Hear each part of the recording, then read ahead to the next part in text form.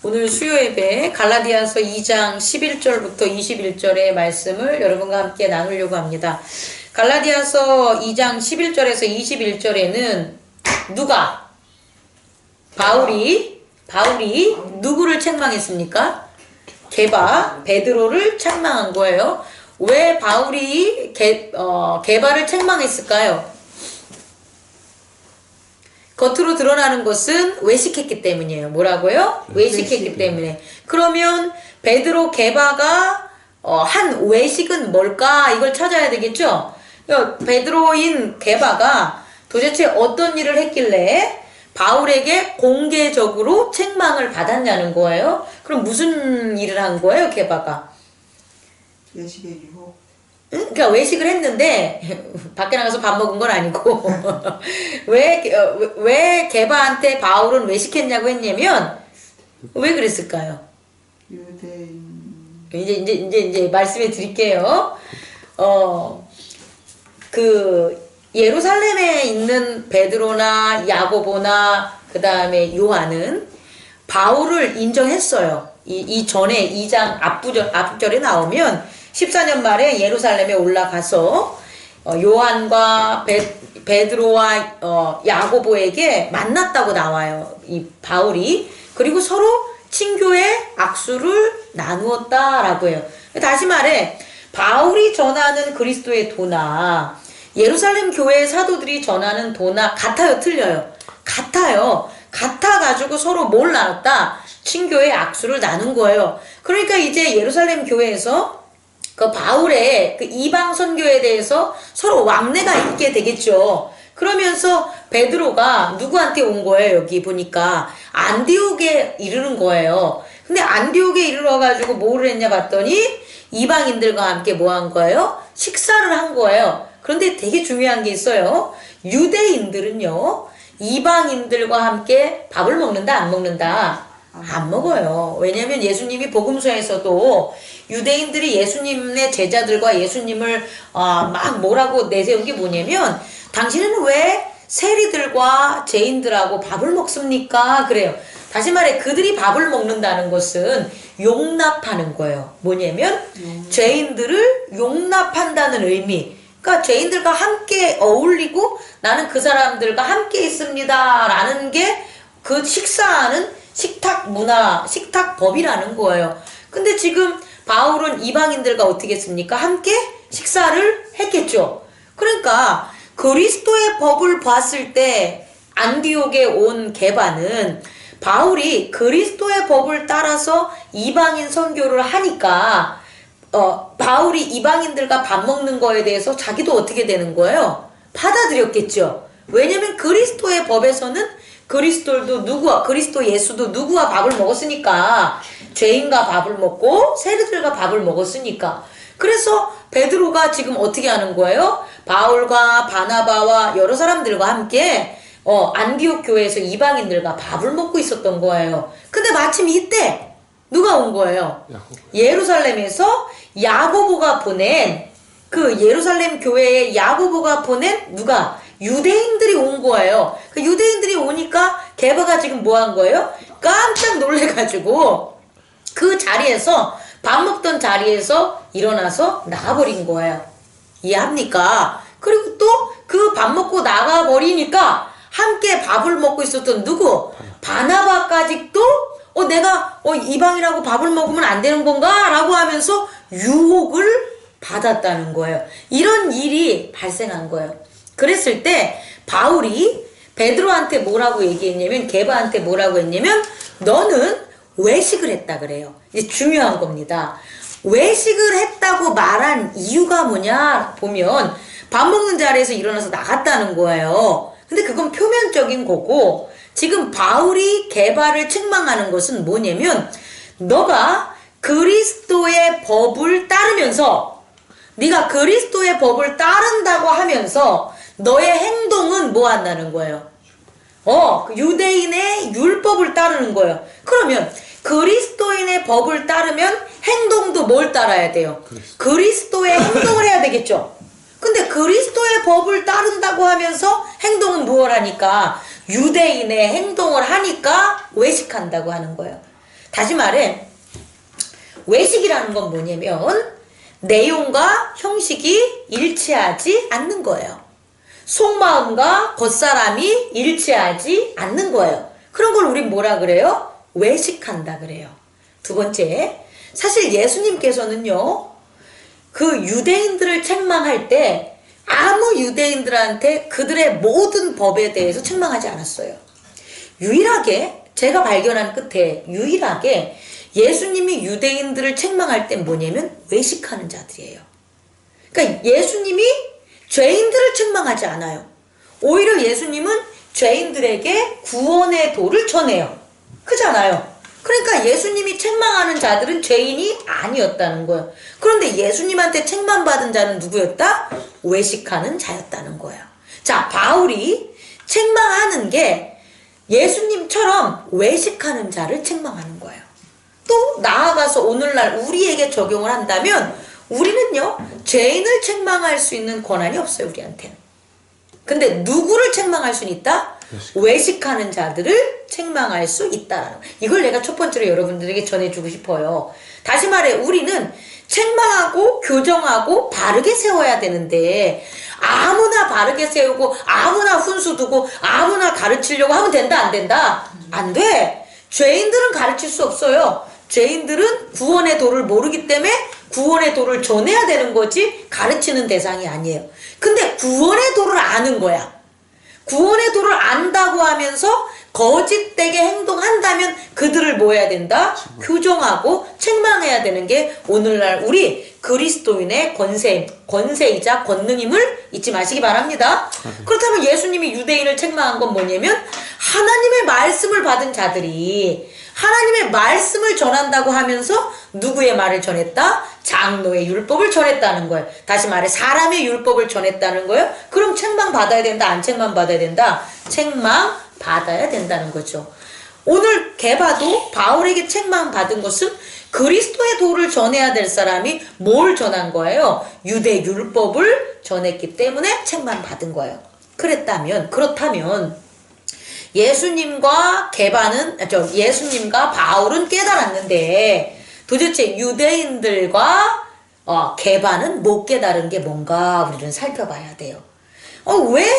왜 하나님의 나라의 그 귀한 말씀을, 구원의 말씀을 가지고 있는 유대인들이 왜 하나님의 도를 못 따고 그 유대인들의 장로들의 율법적인 것만 따랐냐? 오늘날 우리도 그걸 적용해야 된다는 거예요. 왜냐하면 오늘날 우리는 그리스도인인데 아까 우리 기도하신 것처럼 그리스도의 법을 알아요, 몰라요? 알잖아요. 그리스도의 법은 아는데 왜 우리의 행동은 나의 법을 따르고 세상의 법을 따르냐는 거예요. 우리는 이것을 이해하셔야 됩니다. 깨달으셔야 됩니다. 이 문제는 우리의 문제도 되고 게바의 문제도 되고 유대인들의 문제도 되기 때문이에요. 그럼 어떤 문제인가 우리 말씀에서 좀 찾아보면 이렇게 얘기 나왔어요. 뭐냐면 나는 14절 그들의 복음의 진리를 따라 바르게 행하지 아니함을 보고, 다시 말해 복음의 진리는 가지고 있는데 바르게 행하지 아니함을 보고 모든 자 앞에서 게바에게 이르되, 이제 뭐라고 얘기했나 읽어보세요. 뭐라고 했답니까? 내가 유대인으로서 이방인을 따르고 유대인답게 살지 아니하면 어찌하여 억지로 이방인을 유대인답게 살려 하느냐, 이거죠. 이 말은 뭐예요? 이거예요. 이게 다른 게 아니라 너 유대인이지, 그럼 너는 이방인의 법을 따르지 않고 넌 지금 무슨 법을 따른 거야? 유대법을 따랐잖아. 근데 왜 너는 유대인으로서 이방인의 법을 따르지 않고 유대법을 행하면서 이방인들에게는 이방인으로서 이방인의 법을 따르지 않고 무슨 법을 따르라고 하냐? 유대법을 따르게 하냐는 거예요. 자, 법이 두 가지가 있어요. 지금 오늘 말씀해 보면 누구 법? 유대인으로부터 유대법, 또 이방인으로부터 이방인법이 있는 거예요. 근데 결론은 뭐예요? 유대인으로서 이방인의 법을 따를 수가 없고 힘들고, 이방인으로서 유대인의 법을 따를 수 있다 없다? 없다라는 거예요. 다시 말해 지금 유대인은 유대인의 법을 따라야 되고 이방인은 이방인의 법을 따라야 된다는 거예요. 여러분도 마찬가지라는 거예요. 우리가 왜 예수 그리스도의 도를 알면서 예수 그리스도의 도를 못 따르냐 봤더니 우리가 누구로서 세상에 사는 사람으로서 내 법이 있다라는 거야. 세상을 사는 사람으로서 내 법이 있기 때문에 우리는 그리스도의 법을 따를 수 있다 없다? 못 따르는 거라는 거예요. 결국은 유대인이 유대인의 법이 있고 이방인이 이방인의 법이 있듯 우리 각자에게도 각각 자신의 법이 있다 없다? 있다라는 거예요. 여러분 이건 가장 중요한 건데요. 원칙적으로 나는 나야 이런 말 해본 적 있어요 없어요? 있죠. 나는 나야 이렇게 얘기하는 게 법이라고요. 법은 특별한 게 아니라 나는 나야 라는 정의가 법이야. 그리고 나는 나야 라는 헌법 1조 1항에 따라서 우리 헌법 1조 1항에 따르면 뭐 대한민국의 국민은 국민으로서 뭐 이렇게 나가잖아요. 그게 대한민국의 국민이야 라는 그 법이 대한민국의 국민이 나야 이 법이걸랑요. 그러니까 결국 나는 나라는 1조 법을 중심으로 해서 수많은 법들이 만들어진다 안 만들어진다? 만들어진다는 거예요.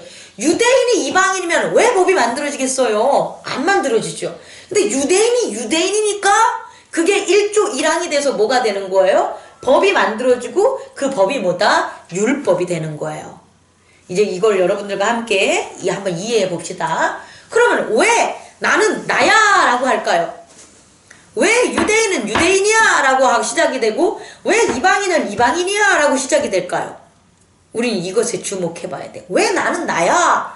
우리 석균 집사님이 나는 나야 라고 이렇게 내 속으로 말하던 밖으로 말하던 이런 말이 발생할 때 상황이 어떤 상황이 벌어졌을 때 이런 말을 할까? 나를 인정하세요. 그렇지. 누군가로부터 나를 뭐 받을 때? 공격받을 때. 또 하나는 나는 나야 라고 하면서 내가 남을 뭐 할 때? 공격할 때. 내가 너야 그러면서 남을 공격하지 않아요. 나는 나야 라고 하면서 남의 것을 뭐 하는 거예요? 빼앗아 공격하는 거예요. 또 하나는 남으로부터 내가 뭐 하는 거예요? 나는 나야 하면서 방어, 수비, 방어하면서 어떻게 되는 거예요? 이 법이 세워지는 거예요. 다시 말해 우리 이 에고라는 존재들은 이 존재하는 것들은 나를 보호하고 공격하기 위해서 똑같은 말이에요. 보호나 수비는 이게 다 공격과 수비는 똑같은 말이야. 결국은 공격하고 수비하는 하고 뭘 만든다? 법을 만드는 거예요. 이해합니까?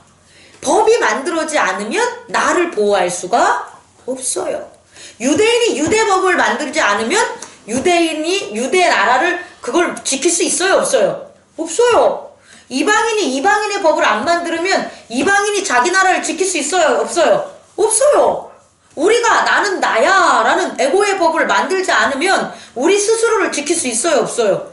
없어요. 다시 말해 모든 법은 모든 율법은 전통은 자기 자신을 보호하거나 공격하기 적으로부터 뭐하기 위해서 공격하기 위해 만들어졌다. 다시 말해 이 땅은 에고의 존재들은 법에 산다라는 것을 첫 번째 이건 이제 인트로 끝나고 여러분에게 전하고 싶은 거예요. 그러면 이 법은 어땠을 때 유효할까요? 법의 유효성은 법을 쓰는 같은 공동체 안에서만 유효한 거예요. 그죠? 유대인들이 유대법을 따르는 사람들 안에서만 서로를 공격하지 않고 수비하지 않고 평화롭게 뭐 하는 거예요? 사는 거예요. 이방인들도 이방인들끼리 그 법을 지키는 사람끼리만 뭐 하는 거예요? 공격하거나 수비하지 않고 평화롭게 사는 거예요. 나도 마찬가지야. 나도 엄밀히 바라보면 내 법을 따르는 사람하고만 친해요. 내 법을 안 따르고 내 법 안에 안 들어온 사람하고는 뭐 하지 못해요? 평화롭지 못해요. 예를 들어서 제 목사입니다. 목사의 법이 있을까요? 없을까요? 있죠. 목사의 법 안으로 들어오는 성도하고는 친한 거예요. 목사가 편한 거예요. 근데 목사의 법으로 안 들어오는 성도가 있어요. 그러면 평화롭겠어요? 안 평화롭겠어요? 안 평화롭죠. 성도와 목사가 서로 뭐 하니까 공격하고 방어하고 싸우니까 이것은 평화롭지 못해요. 다시 말해 두 번째, 법이라는 것은 그 법을 같이 뭐 할 때? 공유할 때 유효한 거예요. 그런데 세 번째 전할게요. 그런데 우리가 나는 나야 라는 에고가 법을 언제까지 공유하겠냐는 거야. 이해합니까? 각자 다 자기의 법이 있어요. 그런데 자기의 법이 있음에도 공유하고 살아야지만 평화를 누리는 거예요. 근데 이게 언제까지 하겠냐는 거야. 맨 처음에 이제 여러분들이 이제 왔어요. 이렇게. 우리 교회에 함께 와서 저와 함께 있어요. 근데 분명하게 여러분의 법이 있는 거예요. 여러분의 법을 버리지 않고 온 거고, 나는 목사의 법이 있는 거예요. 근데 맨 처음에 왔을 때는 어때요? 우리가, 이건 하나님이 따르라는 거니까, 복을 좀 받아야 되니까, 당연히 목사님 그 법을 따라야지, 이렇게 한다고 생각을 하는 거예요. 저도 성도들이 새롭게 이렇게 와, 한 명씩 와. 그러면 성도의 법을 뭐 하는 거예요? 존중해주고 따라줘야지, 그러는 거예요. 근데 이것들이 서로 다르라는 거예요. 원칙적인 그 바탕은 서로 달라. 그런데 그 다른 법들이 언제까지 상호 유효하겠냐는 거예요. 유효하지 않아요. 아니, 목사님이 갑자기 바뀌었어? 이런 말을 한다니까. 그건 목사법 따르기 싫어, 이 소리야. 다른 말로 하면, 성도들이 왜 나한테 하나님의 말씀을 순종하지, 이제 하나님의 말씀이라고 했지, 목사는. 하나님의 말씀을 순종하지 않는지 모르겠어. 라고 하는 건 성도가 누구의 법을 안 따르는 거예요? 목사의 법을 안 따르는 거예요. 제가 반드시 얘기할게요. 목사의 법과 성도의 법은 같지 않아요. 절대 틀려요. 성도로서 살아간다면 저 이해 못해요, 여러분. 어느 정도는 이해하겠지. 어느 정도는 왜곡하고, 어느 정도는 변칙하고, 어느 정도는 수용할 만큼 할 거예요. 그런데 그렇지 않아요. 당장 제가 여러분들한테, 저는 말이에요. 이 집 팔아가지고, 나 교회 저쪽에다 세워야 되니까, 나 한 5천만 원 낼 거야. 나 이렇게. 목사는 그렇게 할 수 있잖아. 그렇지 않겠어요? 근데 이것을 뭐 하는 거예요? 유석균 집사, 당신 집 빨리 팔아가지고 내가 그러니까 당신도 그렇게 해. 그럼 어떻게 할 건데? 삼겹살 사가지고 와서 같이 나눠 먹고, 그렇게 하는 건 다 우리가 쉽게 간다니까. 그럼 허용한다니까요? 근데 중요한 건 그게 목사의 법이야. 목사는 목사로서 내가 이렇게 따르니까 성도 당신들도 하나님 나라 할 일들 하세요. 왜 당신들은 나만큼 못해? 이렇게 만약에 강압적으로 내 법을 강요한다면 여러분 다 떠난다는 거야. 이해할 수 있겠습니까? 왜? 여러분의 법이 있으니까. 다시 말해 각자의 법들은 융화될 수 없어요. 원래 근본적으로 융화될 수 없어요. 하나가 될 수 없어. 그냥 서로의 뭐 하는 거예요? 서로의 잃지 않는 유익적 관계를 위해서 서로 타협을 하는 것일 뿐이지 법이 통합될 수 있다 없다? 없어. 오늘 개바가 보여준 것처럼 유대인이 이방인의 법을 못 따른 것처럼 이방인들도 유대인의 법을 안 따랐어요. 사실은 할례를 안 했으니까. 그러니까 결국은 서로 어떠한 유익적인 이익 때문에 서로 양보하고 이득이 있어서 한 거지, 하나를 포기하고 따르라 그러면 한다 안 한다, 안 한다는 걸 세 번째 꼭 이해해 주기 바랍니다. 그런데 네 번째, 법이 통합될 때가 있어요. 법이 하나가 될 수가 있다는 거예요. 그게 뭐냐? 버리는 거예요. 한 사람의 법을 버리면 돼요. 이해할 수 있겠습니까? 한 사람의 법을 버리면 다른 사람의 법을 따를 수가 있어요. 제가 두 가지로 설명할 건데, 하나는 성도가 목사의 법을 따를 수가 있어요. 근데 어떻게 따르냐면 성도의 법을 버리면 돼. 근데 어떻게 버리냐면, 나 이제 성도 법 버려버리고 목사님 법 따를 거야 라고 그러면 뭐가 되냐면 종이 돼버려요. 목사의 종이 돼요. 그래서 다 싫어해 이거는. 아니 나 종 되고 싶어? 안 되고 싶잖아요. 이단들이 그렇게 해서 나오는 거라고. 잘 들어봐. 재밌는 얘기야. 재밌는 거. 이단들은 그렇게 강요하는 거예요. 네 법 버려. 그리고 목사법 따라. 그러면 목사의 뭐가 돼요 다들? 종이 되잖아요. 그래서 목사가 성폭행하죠. 목사가 집 팔라 그러면 집 돈 갖다 오죠. 그렇잖아. 많잖아 그런 게. 그거는 자기 것을 버리고 목사의 종이 됐기 때문이에요. 이것을 하나님이 바라는 게 아니에요. 이 법칙은. 이해합니까? 하나님의 그리스도의 법은 뭐냐면 내 법을 버리면 내 법이 아닌 누구의 법? 새로운 그리스도의 법이 있어야 되는 거예요. 그래야만 목사의 종살이를 살지 않아요. 다시 말해 성도가 자기의 법을 버리려면 자기 법 버리고 목사 종 되면 안 돼. 자기 법을 뭐에 버려야 되냐면 그리스도의 법을 따르면서 내 법을 버리면 나에게 내 법은 버렸지만 누구의 법이 오는 거예요? 그리스도의 법이 내게 있기 때문에 목사의 종이 된다 안 된다? 안 되게 되는 거예요, 여러분. 이 원리 이해하셔야 돼요. 그러면 어떻게 되냐? 이렇게 되는 거예요. 성도님이 은혜롭게 믿음의 성장을 하면서 일반 성도였다가 나중에 직분자가 되면 돼요. 교회의 직분자. 어떤 교회의 직분자? 장로님 되면 돼. 정말. 장로님이나 안수집사님 되면은 자기가 목사가 하라 그래서 자기 아파트 팔아서 교회 짓지 않아요? 아니 말이 틀려졌네. 아파트 팔아서 뭐예요? 교회죠. 교회 쳐요.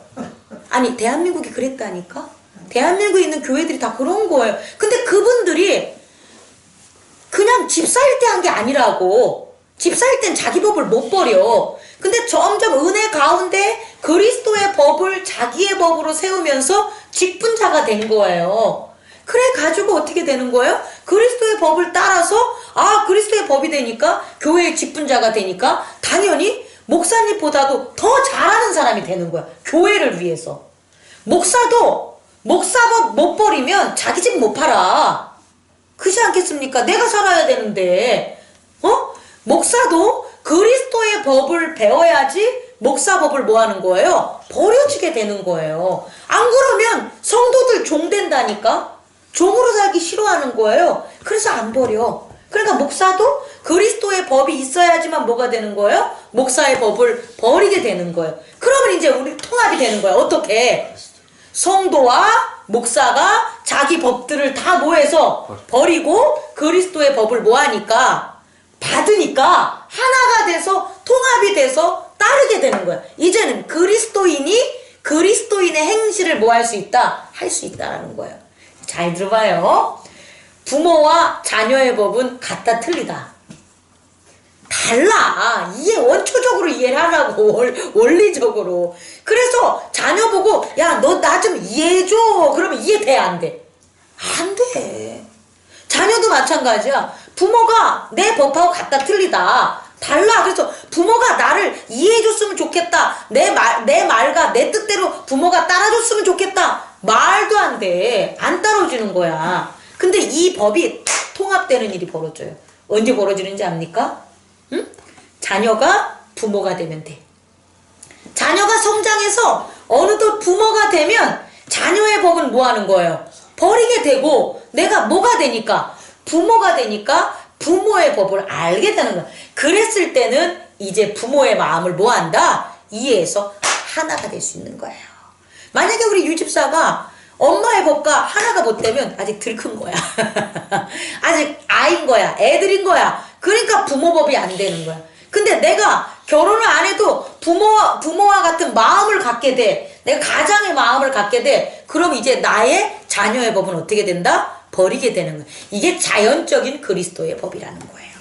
여러분 이해할 수 있겠습니까? 그렇다면 이제 몇 번째야? 번호도 까먹었네. 네 번째로 그럼 그리스도의 법이 뭐냐는 거예요.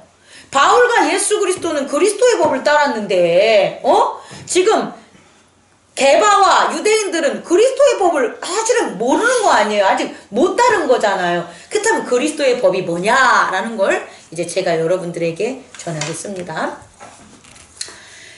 여러분 우리는요 세 가지의 이런 모습들이 함께 있는 존재예요. 우리 인간은 첫 번째는 뭘까요? 첫 번째 영역은 육체예요. 뭐라고요? 육체. 우리 모두 살과 혈이 있으니까. 두 번째는 뭘까요? 정신, 에고, 정신을 가졌어요. 세 번째는 뭘까요? 영을 가졌어요. 우린 세 존재예요. 육과 영과 혼을 가졌어요. 그런데요, 얘네들의 법이 같을까요? 다를까요? 다 달라요. 자, 보세요. 육은요, 육체야. 육은 뭐 하고 싶어 할까요? 육은 육의 법은 자연의 법이에요. 뭐라고요? 자연. 자연의 법. 여러분 가장 행복했던 시절이 언제예요? 우리 저기 뭐야? 조 집사님 행복했던 언제예요? 어린 시절에 조개 잡으러 다니고 그리고 산에 막 다니고 이런 거죠. 육체가 뭐 한 거예요? 좋아했을 때야. 그 어렸을 때는 정신이라든지 영적인 게 발달하지 못했으니까 그때는 내 몸이 하고 싶은 대로 놀았을 때가 좋아요. 그 왜? 육체의 법을 따랐으니까. 뭐 할 때 제일 좋아? 지금? 잘 때 좋고 그러잖아. 육체가 피곤하면 잘 때 좋은 거야. 먹고 살 때. 먹을 때 좋은 거야. 이 육체의 법이 그런 거예요. 이게 육체의 법이야, 내 말은. 그런데 육체 보고 내가 먹고 싶은 거 좋아하는 것은 내 자연적인 건데 에고가 좋아하는 음식은 뭐냐면 담배야 술이야 이런 거 좋아해, 에고가. 그래서 그거 먹여, 육체에. 그럼 육체가 건강하겠어요, 못 건강했어요? 못 건강해지는 거예요. 육체는요, 자연의 법을 따르면 장수예요. 정말. 그래서 육체가 아프면 어디로 가라? 산으로 가라? 자연으로 가라? 교회로 오지 마. 난 교회로 오지 않는 게 맞다고 봐. 어디로 가라고? 자연으로 가라고. 육체 살려면. 그러면 두 번째, 이 정신은 언제, 어떤 법에 따라서 살까요? 정신은 높아지려고 하는 법이에요. 내가 남들보다 높아야 돼. 에고는 무조건 남들보다 낮은 걸 싫어해. 그래서 정신은 무조건 뭐 해줘야 된다고요? 높아지는 거 좋아해. 그래서 깔보는 거 싫어하는 거야. 그게 공격당하는 거야. 깔보는 건 육체가 공격당하는 게 아니라 뭐가 공격당하는 거냐? 정신이 공격당하는. 나는 남보다 항상 뭐 해야 되니까? 높아야 돼. 그래서 높기를 원해서 교만하고 자만하고 이런 게 나오는 거예요. 결국 에고는 뭐냐면 높아지기를 원해. 그래서 높아지면 기분 좋아. 봐봐. 조 집사님 잘하시네요. 이런 거 잘하시네요. 그럼 뭐예요? 좋아지죠? 근데 조 집사님 한 거 갖다가 뭐예요 이거 고치세요. 그럼 어떻게 돼요? 기분 나쁘지잖아. 그 기분 나빠지는 게 육체가 기분 나빠지는 게 아니라 뭐가 나빠지는 거예요? 에고가 나빠지는 거예요. 이해할 수 있겠습니까? 에고는 높아지는 법을 따르는 거예요. 근데 이 높아지는 것을 막아. 뭐가? 내 육체가. 내가 남들보다 싸움을 못해. 육체가 못하는 거잖아. 의도 터졌어. 그러면 에고는 높아지고 싶었는데 육체가 따르지 못하니까 에고가 낮아져 버린 거야. 그러니까 에고가 불행한 거죠. 이해하게 됩니까? 에고는 높아져서 돈 많기를 원하는데 내 육체가 똑똑하지를 못하고 열심히 일하지를 못해가지고 남들보다 돈이 없어. 그러니까 에고가 못한 거예요? 불행한 거예요. 근데 에고가 높아지기만 하면 에고는 뭐 한다? 편안해져요. 자, 정신적으로 스트레스 받는 사람들, 정신적인 병 있는 사람들, 뭐 하면 돼? 칭찬 많이 받으면 없어져요. 응? 존중 많이 받으면 없어지는 거야. 대우 많이 받으면 없어지는 거야. 그게 치유하는 거예요. 찾으라고, 내 말은. 내 영역들이 뭐가 좋은지. 세 번째, 영은 뭐 하는 존재일까요? 뭐 하면 좋아하는 존재일까요? 장집사님. 영은 뭐 할 때 좋아하는 거예요? 예배할 때 좋은 거예요. 뭐라고요? 예배. 영은 예배 드리는 존재예요. 예배를 하면 무조건 좋은 게 영이에요. 근데 보세요. 이 육과 정신, 에고와 영 세 가지 중에 가장 큰 영향을 미치고 근원적인 게 뭐예요? 영이죠. 그죠? 근데 영을 지배하는 게 뭐다? 에고가 되는 거야. 에고가 이 육체를 볼모로 에고가 영을 뭐 하지 못하게 만들어요? 예배하지 못하게 만들어요. 왜 예배하지 못하게 만들어요? 잘 좀 들어봐. 에고가 뭐 좋아하니까? 높아지길 원하니까. 에고는 원래 높아지길 원하니까 내 안에 있는 영이 뭐 하는 걸 원치 않는 거예요?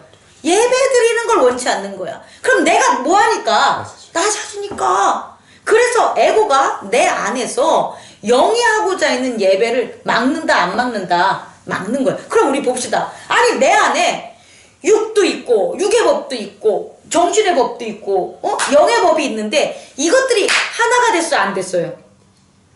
안 됐다는 거야. 그게 우리라는 거예요. 그게 우리의 본질이라는 거야. 원래 될 수가 없어. 그래서 죄인이라는 거예요. 죄라는 건 뭐냐면, 통합되지 못하는 거. 아까 말한 것처럼. 외식하는 게 죄인데, 내용하고 형식하고 뭐 해야 되는데 일치하면 죄를 안 줘요. 우리가 육하고 정신하고 영이 하나가 되면 죄 짓는다 안 진다? 안 줘. 야, 나 예배 드리러 갈 거야. 그럼 에고가 낮아지는 거야. 낮아지면 둘이 안 싸우잖아요. 그리고 육체도 어떻게 되는 거예요? 그걸 따르러 가가지고 희생해. 그러면 아무 문제가 없어서 죄를 안 짓게 되는 거예요. 근데 이것들이 뭐 하는 거다? 서로 다른 법 때문에 뭐 한다? 싸우게 되는 거예요. 그래서 인간은 태어날 때부터 뭐다? 죄인이라는 거예요. 그래서 죄인이 아닌 인간은 있다 없다? 없다라는 거예요. 그런데 유일하게 이것을 가르쳐준 게 누구냐? 예수 그리스도라는 거예요. 예수 그리스도께서 예수 그리스도의 법이 왜 구원의 법이냐 봤더니 이 세 가지를 뭐 한다? 통합하게 만드는 거예요. 여러분, 이 가장 중요한 거예요. 그리스도의 법은 분리의 법이 아니라 뭐다? 통합의 법이에요. 그리스도의 법을 누가 따르면, 에고가 따르면 어떻게 되냐? 육체와 에고가 안 싸우게 돼요. 왜 안 싸우냐? 잘 보세요. 육체는 죽는 걸 알아요, 몰라요? 알아요. 육체의 법을 따르면. 근데 그리스도의 법은 어떻게 돼 있어요? 죽지? 아는 걸 가르쳐 주잖아. 육체가 영생함을 가르쳐 주잖아요. 새로운 몸으로 뭐 한다? 영원히 사는 걸 가르쳐 주는 게 그리스도의 법이에요. 그럼 육체가 이제 죽지 않으려고 자연의 법을 따랐는데 이제 자연의 법을 안 따라도 될까요? 말까요? 된다라는 거예요. 그러니까 그리스도의 법 안에서만 육체의 법과 에고의 법이 뭐한다? 서로 일치하게 되는 거예요. 왜? 새로운 부활의 몸을 그리스도의 법에서는 주니까. 근데 불교, 인도, 조라스터교, 무슨 교, 무속 다 통틀어 육체에게 새 몸을 가르쳐주는 그리스도의 법을 전하는 건 없어요.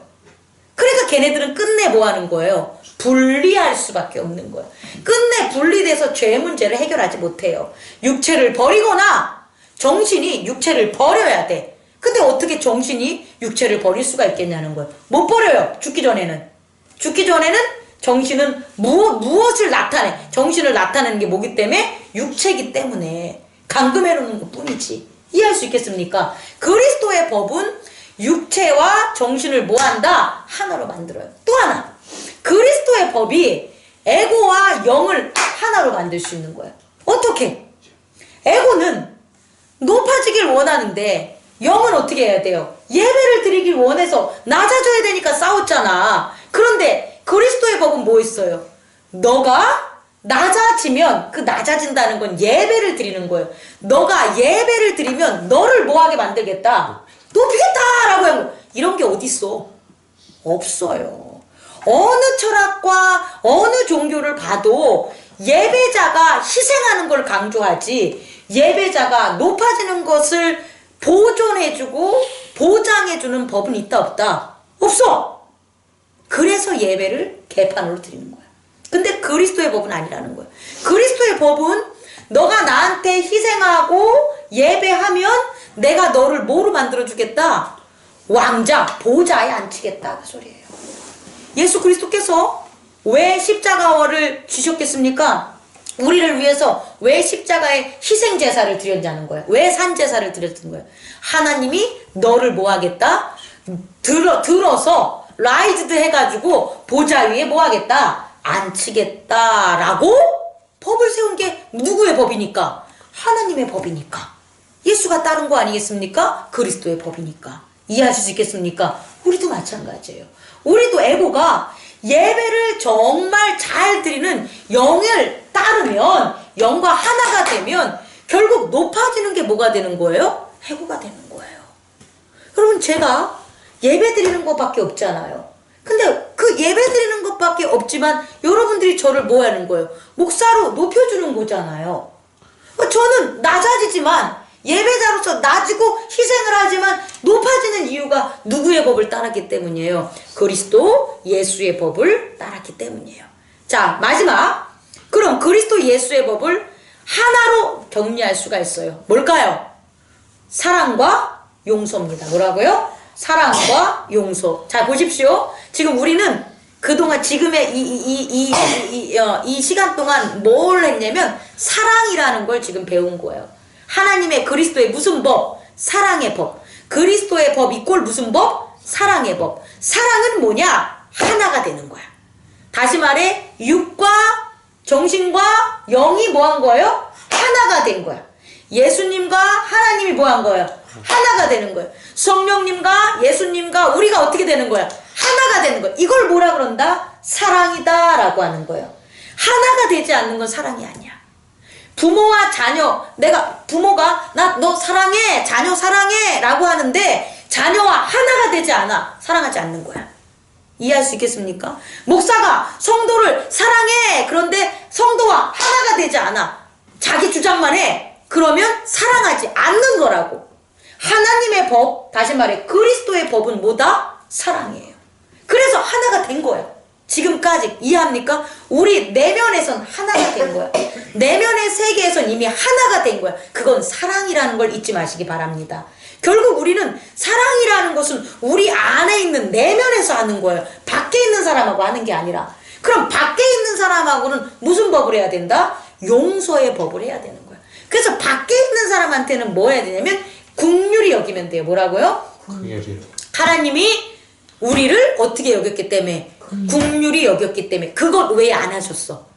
하나님은 죄인들에게 하신 게 딱 하나야. 뭐밖에 없다고요?